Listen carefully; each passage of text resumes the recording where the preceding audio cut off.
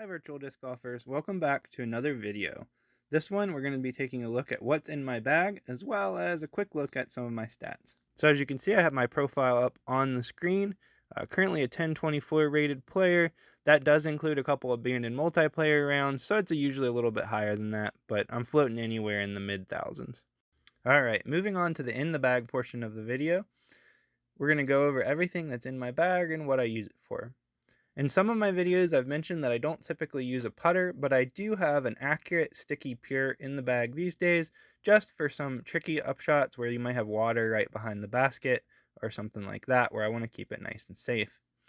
For mid-ranges, I'm currently using the accurate Windbreak Fuse as my main putter, and for quite a few tee shots and approach shots. And then I also have the accurate extra glide fuse, which is useful for some ace runs that you just can't quite get to with your accurate windbreak fuse. For fairway drivers, I'm going to include the muskets in this category. I do have an extra glide roll river, which I use for ace runs. You could very easily swap out an explorer for this slot. I just prefer the river because it's a little bit straighter for me.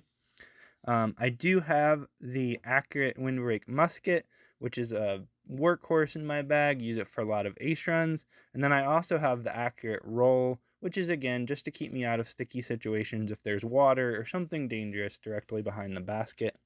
Moving on to distance drivers. We're going to have 4 Rives, and then I also have the Ricky Wysocki Tour Series Raider, which I've really enjoyed using just because it has a little bit more stability than any other disc that I've tried out in the driver slots. So it can have a nice reliable fade at the end, which I've found very useful. In the top row of the bag, you'll see that I have 4 different versions of the Rive, and I'll go over each one. Starting on the right, working left, we have the Extra Glide Roll Rive. That roll attribute, again, coming in handy. It'll help the disc from skipping too far away.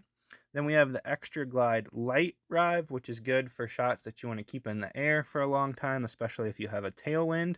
Would not use that in a headwind very often.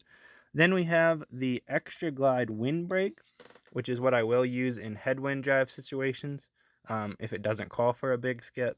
And then we have kind of what is widely considered to be the holy grail of distance drivers currently, the Extra Glide Big Skip Rive, which unfortunately is the same color as the previous disc. But for those shots where you just need it to go a long, long way, this is the disc you want to use. I hope you enjoyed this look at my bag in Disc Golf Valley, and maybe even learned a little bit something that you can use in your own game. If you enjoyed this video or are enjoying this channel in general, please leave a comment below with suggestions on what you'd like to see in the future.